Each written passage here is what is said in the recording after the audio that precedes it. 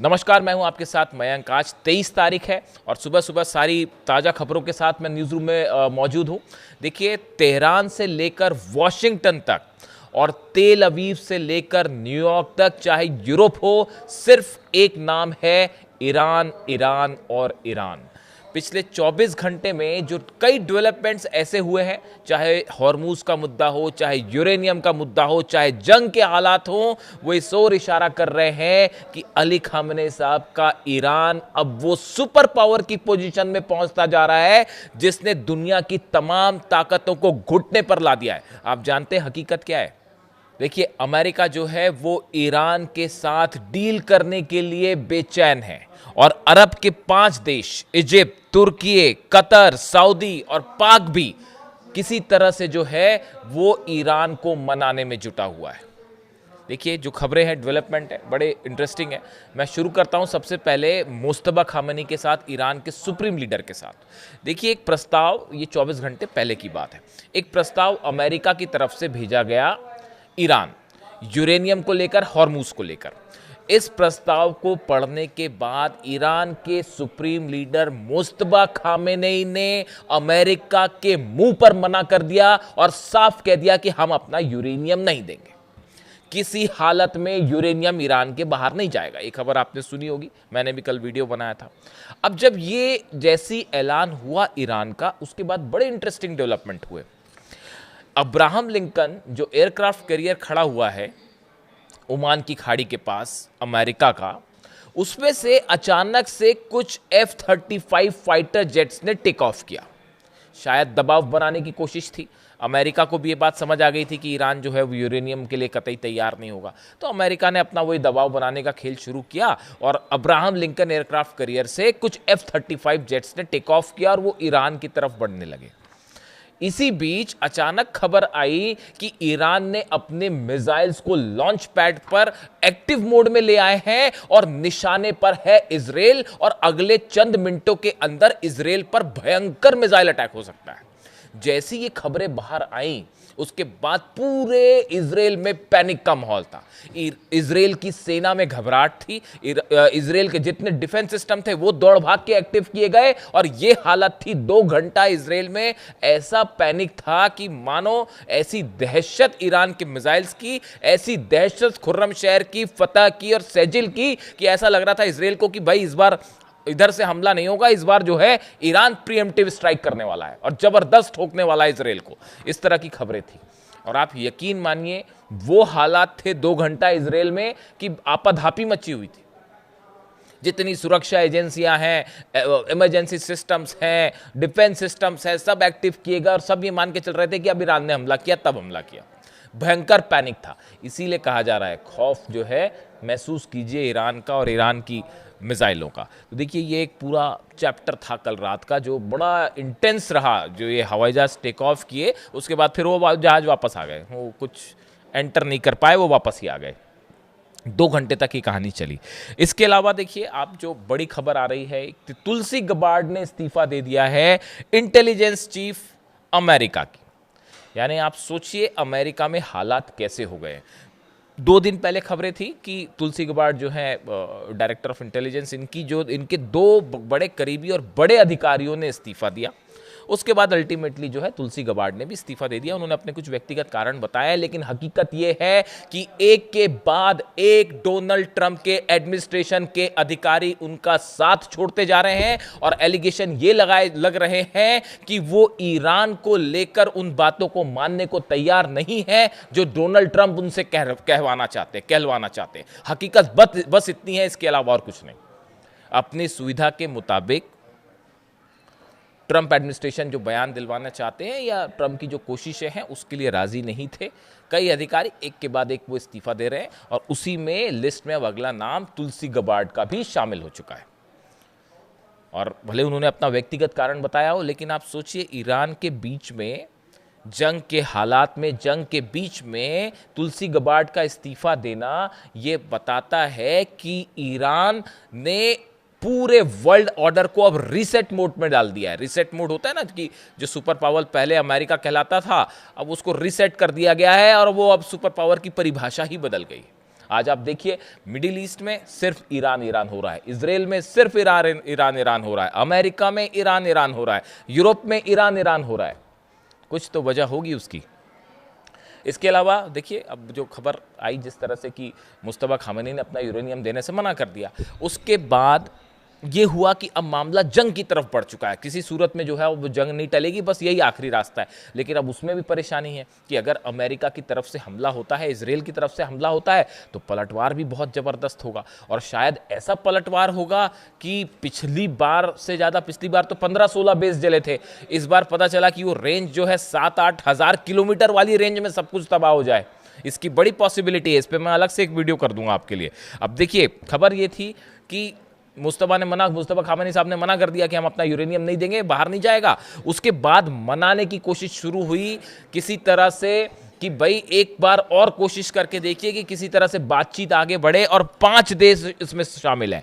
Egypt का delegation जो है वो तेहरान में है, तुर्की के अधिकारी तेहरान में है, पाकिस्तान से जनरल मुनीर जो है वो पाकिस्तान पहुंचे हैं, कतर के अधिकारी, सऊदी के अधिकारी, ये 5 देशों के अधिकारी इस समय तेहरान में मौजूद हैं। फोन पर लगातार कोशिशें हो रही हैं कि किसी तरह से मुस्तफा खामेनी साहब के गुस्से को कम किया जाए और किसी तरह से ईरान को बातचीत के टेबल पर लाया जाए और इस जंग को टाला जाए। और खास तौर पर देखिए कल पहले खबरें क्या आई, पहले खबरें आई कि जनरल मुनीर ने अपना दौरा रद्द कर दिया है, क्योंकि मुस्तफा खामेनी ने मना कर दिया यूरेनियम देने से, यूरेनियम शिफ्ट करने से मना कर दिया उन्होंने।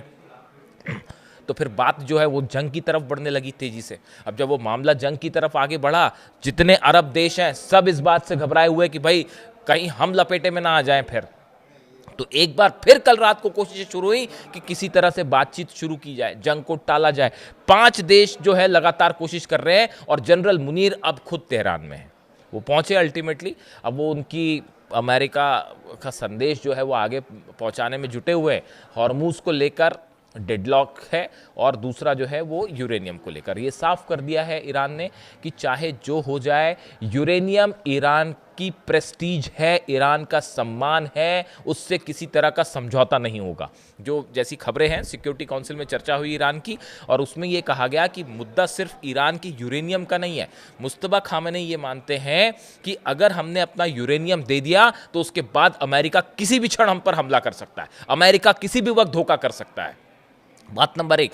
बात नंबर 2, ईरान के साइंटिस्ट ने बड़ी मेहनत से शहादत दे के इस यूरेनियम को डेवलप किया है। जो 12 दिन की जंग में ईरान के साइंटिस्ट पे हमला हुआ, जो 40 दिनों के दौरान शहादतें हुई हैं, उनकी मेहनत का नतीजा है ये यूरेनियम, जो किसी हालत में नहीं दिया जाएगा। उन्होंने कहा कि ये ईरान के सम्मान का प्रतीक है जो नहीं दिया जाएगा।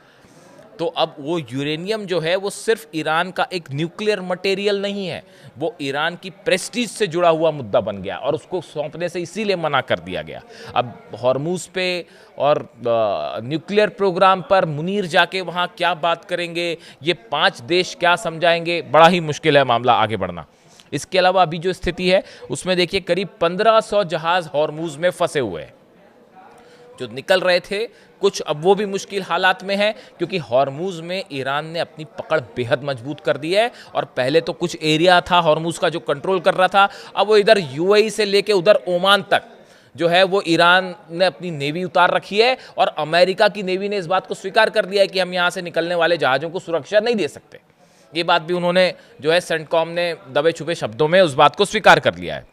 अब देखिए इसी बीच जो है एक बहुत बड़ा डेवलपमेंट है, बेहद अहम डेवलपमेंट। रूस पर एक हमला हुआ है लुहांस्क में। लुहांस्क में एक स्टूडेंट डॉर्मेटरी थी, एक ऐसी बिल्डिंग थी जिसमें काफ़ी सारे स्टूडेंट मौजूद थे, छात्र मौजूद थे।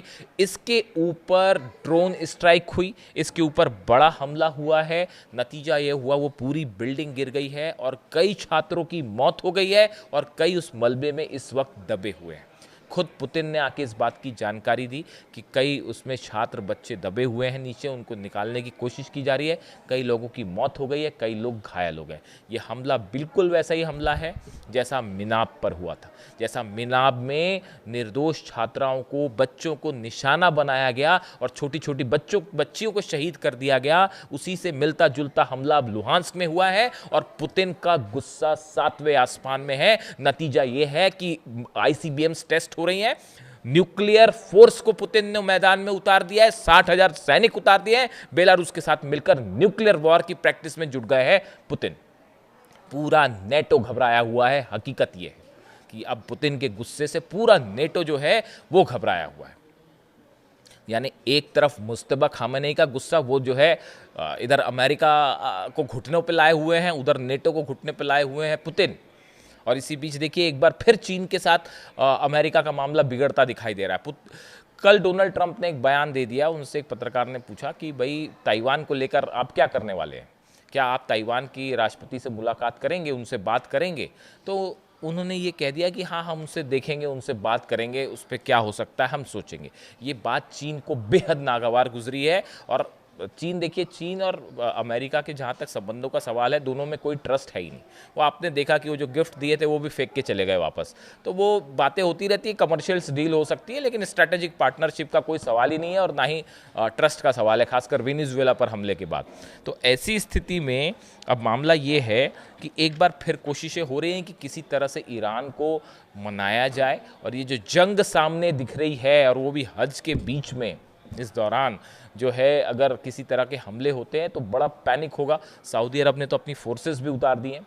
और मक्का के आसपास कल हमने देखा कि बड़ी संख्या में सेना थी वहाँ पर और एक बड़ा सिक्योरिटी के इंतजाम थे, क्योंकि सऊदी समेत तमाम अरब देशों को कल बीच में हालात ऐसे हो गए थे। असल में जब मुस्तफा खामेनी साहब ने मना कर दिया यूरेनियम देने से, तब अचानक से इस तरह का माहौल बन गया था, पैनिक हो गया था कि शायद आज रात या 48 घंटे के अंदर हमला हो जाएगा। उसकी तैयारी में अरब देश जुड़ गए थे कि भाई हमला होगा तो हमारे यहाँ तो मिसाइल आनी तय है।